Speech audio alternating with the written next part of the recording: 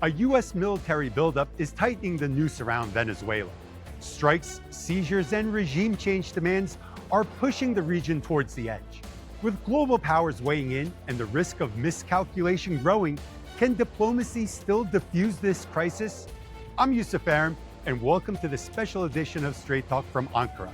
Today, I speak with Venezuela's ambassador to Türkiye to understand where the standoff stands and where it could be heading.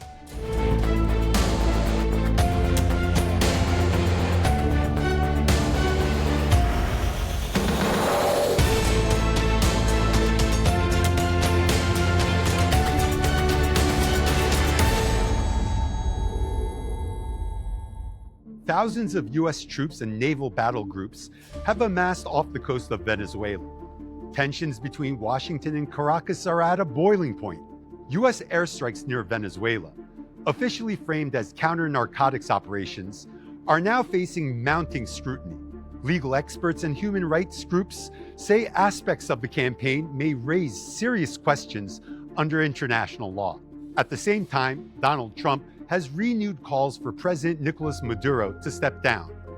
Caracas remains defiant following the seizure of an oil tanker off Venezuelan shores, adding economic pressure to an already volatile military equation.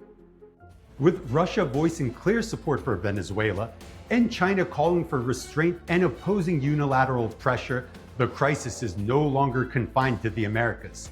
As global fault lines harden, the standoff is beginning to reflect wider geopolitical rivalries. So where does Turkey stand? Ankara has maintained political and economic ties with Caracas and has recently emphasized dialogue over confrontation. Could Turkey play a role in easing tensions, or at least preventing further escalation? I sat down with the Venezuelan envoy to Turkey, Ambassador Freddy Eduardo Molina Gutierez, to get his take on the crisis. Can diplomatic efforts prevent what many fear could spiral into a regional war in the South Caribbean? Venezuela's ambassador to Turkey, Freddy Eduardo Molina Gutierez, thanks for joining me. Now, a lot's been happening with your country. It's in the headlines. US President Donald Trump threatening your country with an invasion, obviously of great concern to you here in Turkey, along with the ambassadors for Venezuela all over the world. I mean, when you're sitting down here in Ankara looking at the rhetoric coming from Washington, D.C., aimed at your country, what are you thinking?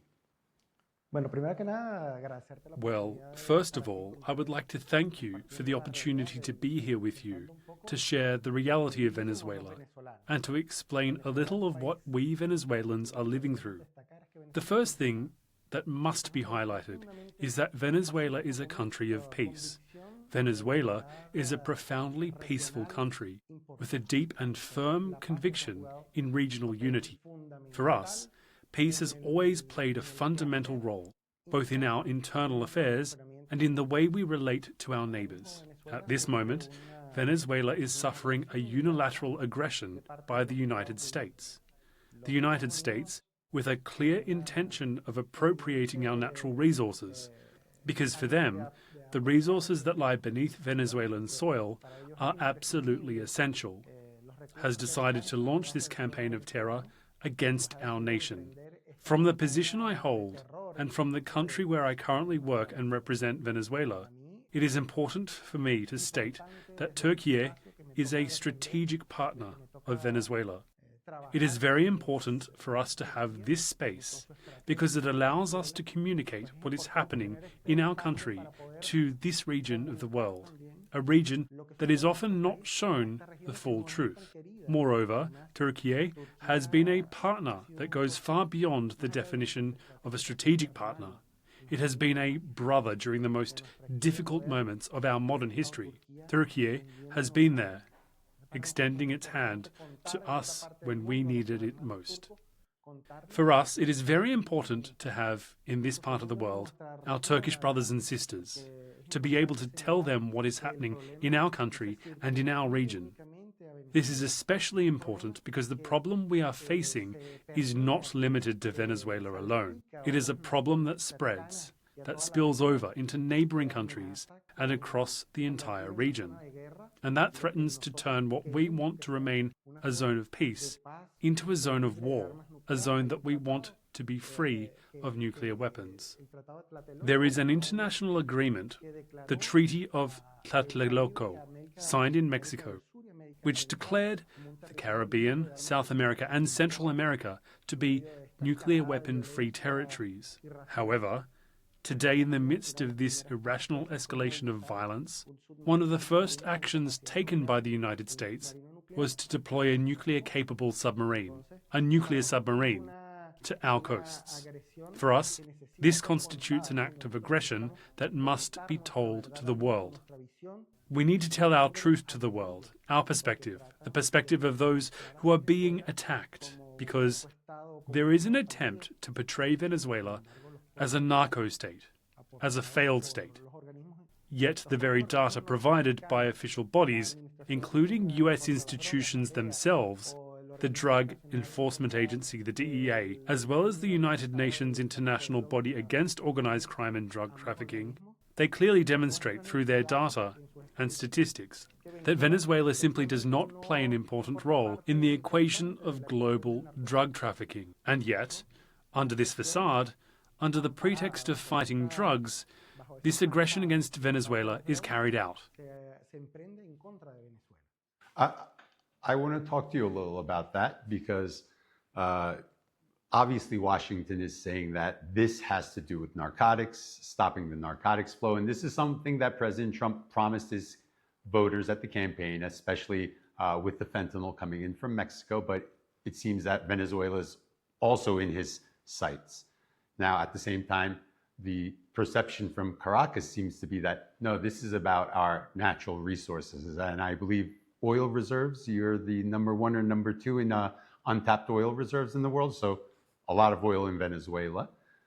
And do you feel that the Venezuelan government is doing enough to ensure that this pretense of narcotics trafficking is taken care of inside of the country? Are they fighting the drug dealers? Are they fighting any type of traffickers to make sure that Trump doesn't have this as a reason for an invasion? There is absolutely no doubt about it. There is no doubt whatsoever. In Venezuela, as a matter of general knowledge, there are three types of oil reserves. First, there are what we call presumed reserves, meaning that governments or countries presume that there is oil beneath their territory. Second, there are proven reserves, which are those for which a country's own institutions demonstrate and verify that hydrocarbons or oil exist beneath its soil. And third, there are certified reserves, which are normally issued or validated by external bodies, usually by the United States Geological Survey. These certified reserves mean that an external institution confirms that a specific quantity of oil exists beneath the ground. In the case of Venezuela, our certified reserves are the largest in the world, by far, by a very wide margin. When oil is depleted in the rest of the world, there will probably be only 3 countries left with oil reserves. And one of those countries will be Venezuela, the country with the largest reserves of all. Therefore, we are not assuming anything. We are not speculating. We are certain that the reason for this aggression is simply the appropriation of our natural reserves. We are certain that the reason for this aggression is simply the appropriation of our natural resources, because these resources are extremely attractive to the United States. Let me give you a very concrete example. A ship, a cargo ship, an oil tanker, traveling from any country in the Persian Gulf to, let us suppose, a refinery in Houston, takes approximately 45 to 48 days of navigation. That same oil tanker traveling from Venezuela to the very same refinery in Houston takes 5 or 6 days of navigation. In other words, you have the largest oil reserves in the world right at your doorstep. From an imperial point of view, following imperial logic, it is therefore understandable that they want to appropriate those resources and secure them. And these are not Venezuelan data. These are figures from US institutions themselves. Their domestic reserves and their strategic reserves have been steadily declining. They have been significantly reduced to the point that today Their strategic reserves are estimated to cover only around 6 years, and their domestic reserves and strategic reserves, are in some cases down to only a few days. In other words, this is a monster of energy consumption that needs to be constantly fed. And the food is right there, very close. The food, Venezuelan oil, is right there, nearby. In addition, for more than 100 years we've had a strong business relationship with the United States. Venezuela produced oil and sold it to the United States. It was a commercial relationship, but it was not a healthy one, because all of the profits from oil were taken away by large oil companies and transferred to the United States. When the Bolivarian Revolution arrived, one of the first things that Commander Hugo Chavez proposed was that all profits, the profits from hydrocarbons, the profits from oil, and other natural resources should be used for the Venezuelan people. They should be used so that people could have hospitals, so that people could have roads, so that people could finally enjoy the benefits derived from that oil which, for many years, had gone abroad, mainly to the United States, but also to Europe. The aggression has continued to escalate. First, it escalated through the media. Later, at a very critical moment, it moved to unilateral sanctions, what they call sanctions, but what we call unilateral coercive measures. The United States incorrectly refers to them as sanctions because a sanction implies that you committed a crime or a wrongdoing. But in this case, we have not committed any crime. That is why we, and the United Nations as well, define them as unilateral coercive measures. They are a form of unilateral coercion. The second level of aggression subjected our people and continues to subject our people to extremely difficult conditions. Venezuela is an oil-producing country. Our main product is oil. At one point, we went from producing almost $700 billion a year to producing only $600 million a year. In other words, they broke the country. They simply broke it. In a country where everything depended on oil overnight, they cut off all financial flow. They simply broke it. In a country where everything depended on oil overnight, they cut off all financial flows.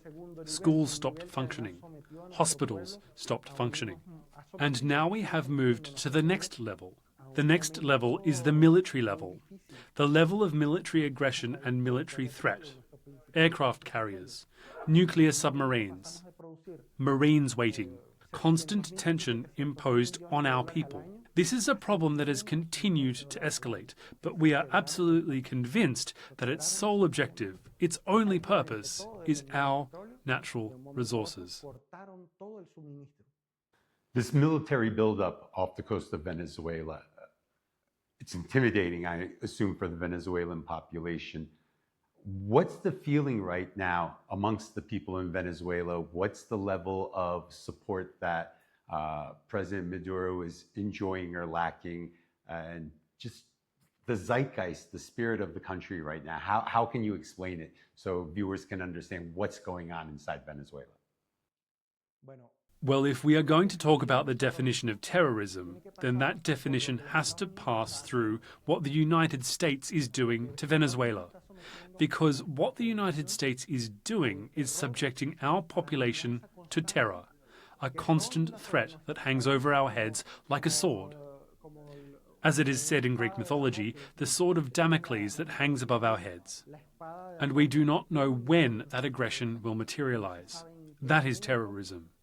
That is subjecting our people to a level of tension that is practically unbearable. From that perspective, the United States is acting as a terrorist state.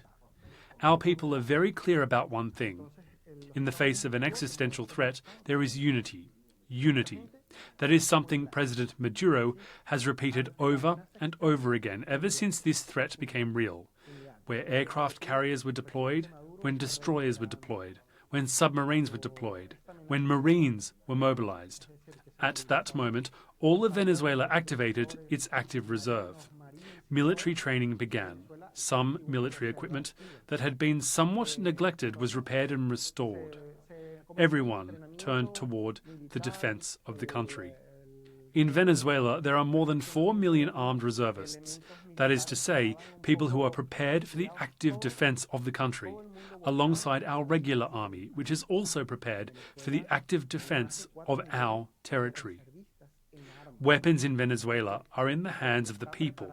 That is precisely why it makes absolutely no sense when they claim that President Maduro remains in power in one way or another by force. That is not true. Weapons in Venezuela are in the hands of the people. And if the people did not want President Maduro, they would be the first ones to take action. In the face of the external aggressor, there is unity. Unity. We are prepared to defend our country as one single body. And this does not happen only within our borders. This aggression against Venezuela has caused countries around us to join this struggle. We have formed a bloc of countries that want peace. I want to ask you about the diplomatic channels. Are they open? I mean, are Venezuelan diplomats and officials speaking with their American counterparts? Trump claims to be a deal maker. Do you think there's a scenario where President Maduro can pick up the phone and say, let's make a deal? You're interested in our natural resources, let's develop them together. Is there that room? And also, I want to ask about countries like Russia and China, countries that Venezuela sees as allies. Are you seeing the proper support coming from them during this time of need? Venezuela has never closed the door to dialogue, never. Not at any moment, because we are the ones who are being attacked. We have never closed the door to dialogue. There is a fundamental point that must be understood in order to comprehend this confrontation with the United States. Neither Venezuela nor its government is an enemy of the American people, nor of any other people. On the contrary, we consider ourselves friends of the American people.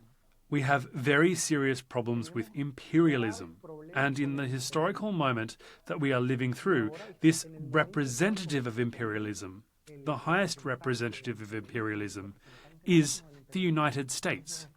That is why we are enemies of imperialism, understood as the highest stage of capitalism. But if imperialism were to come from anywhere else, we would also be enemies of that imperialism.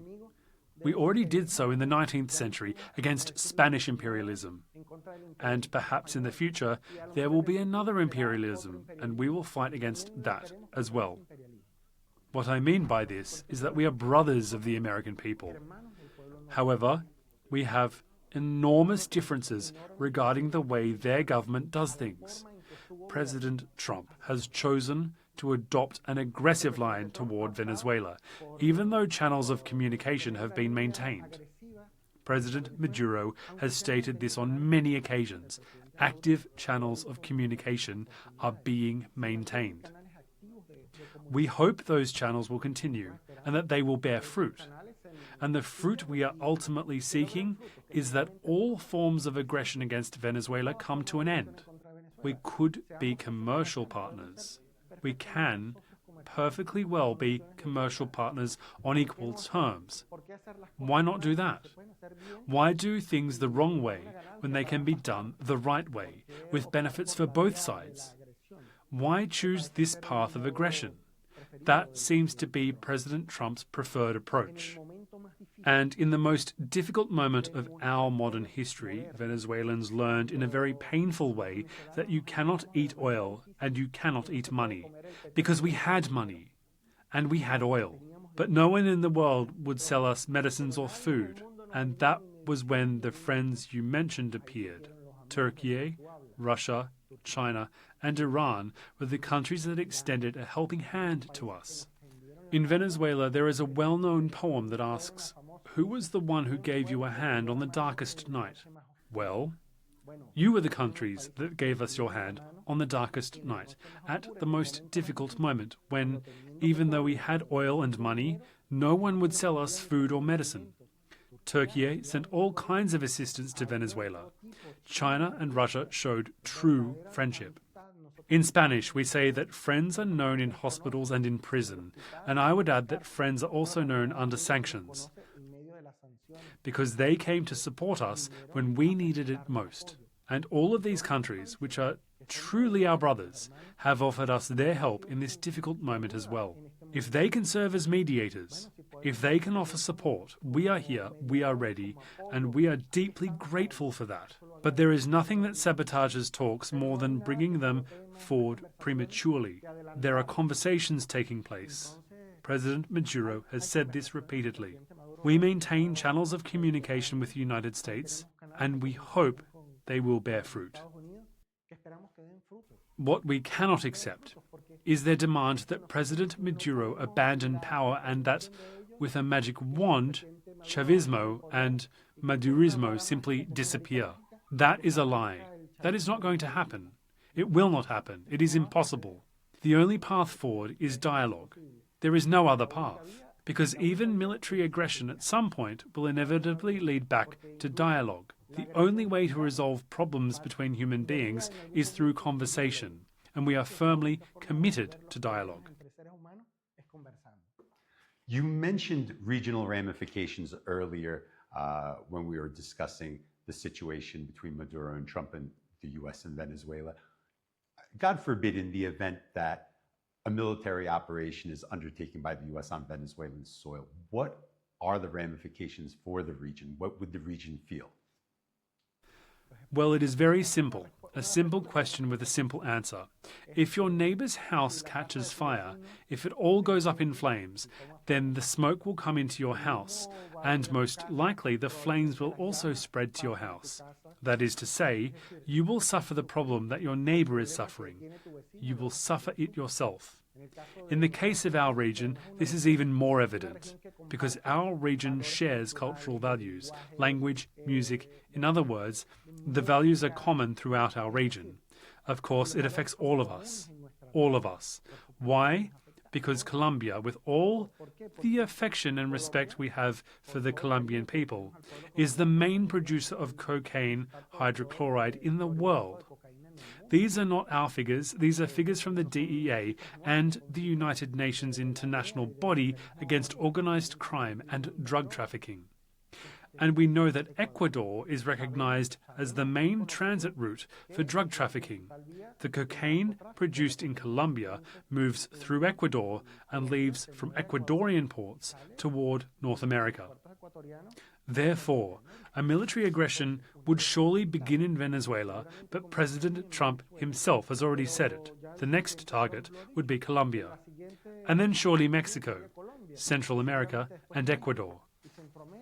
It would be a fire that would set the entire region ablaze. It would make the whole region burn, because it is logical. We are the same people. We share the same values. In addition, borders in our part of the world are somewhat theoretical. In our latitudes, borders are permeable. They are enormous borders that people cross every day. Venezuelans cross into Colombia to shop. Colombians go to Venezuela to study. Colombians go to Panama to shop, and so on. In short, any military aggression would mean human displacement. Military mobilizations that are aggressive by nature, and these would surely affect the entire region. And fundamentally, this is because the problem that the United States claims to be pursuing, the issue of drugs, Venezuela is the least important part of that equation.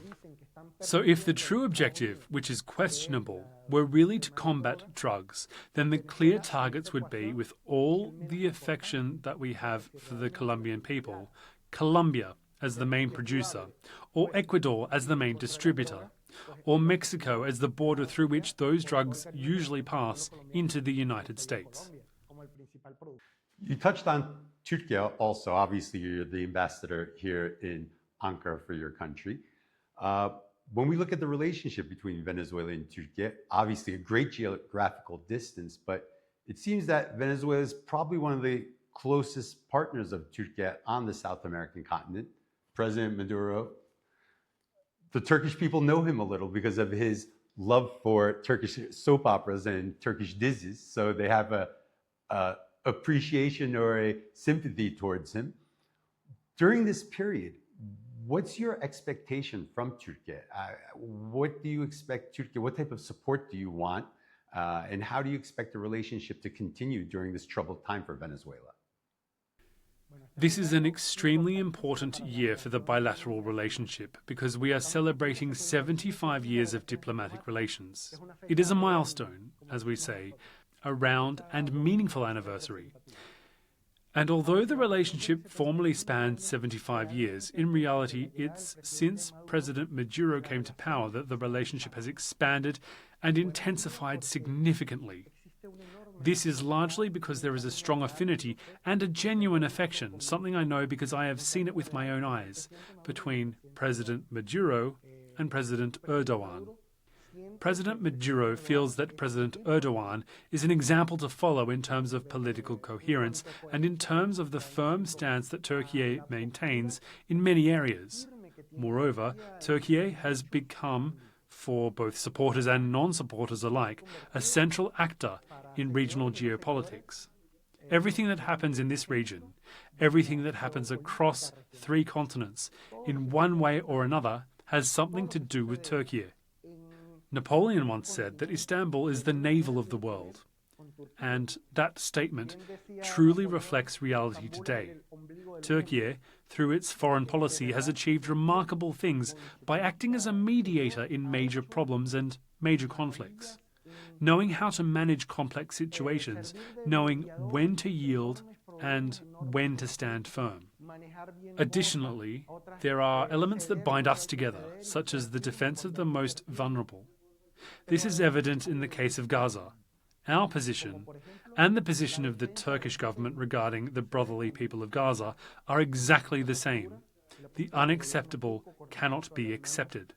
Turkey has taken an exemplary stance in this regard. Interests simply do not matter. They are pushed aside when human lives are at stake, especially the lives of children. Commander Chavez denounced this 15 years ago at the United Nations. He said it openly and even displayed photographs of the massacres that were being committed at the time by Israelis against the Palestinian people. He pointed to them and said that this could only be described as cold-blooded murder. From that moment on, the relationship between our countries began to grow closer and closer, and what we have found are points of convergence. We share similarities in a vast number of areas, and beyond that, Turkey has been a strategic partner during the difficult economic moment our country is experiencing. Turkey has opened its doors to us, not only to allow us to bring our products to Turkey, but also to take Turkish products to Venezuela. We have a trade agreement with Turkey that is unique in the world, allowing for an exchange of goods that we would like to see grow further. Unfortunately, it has been affected by unilateral measures, unilateral coercive measures, which prevent us from achieving higher volumes and better figures. We are working on improving this. We work between countries. But giants such as the United States or Europe constantly attack those efforts through unilateral coercive measures. And at the same time, we have grown in cultural cooperation as well. We currently have 100 Venezuelan students studying at Turkish universities. You talked about Turkey's position in Gaza. Obviously, Erdogan had a lot of diplomacy in Ukraine. He has a very close relationship with Maduro, a very close relationship with President Trump.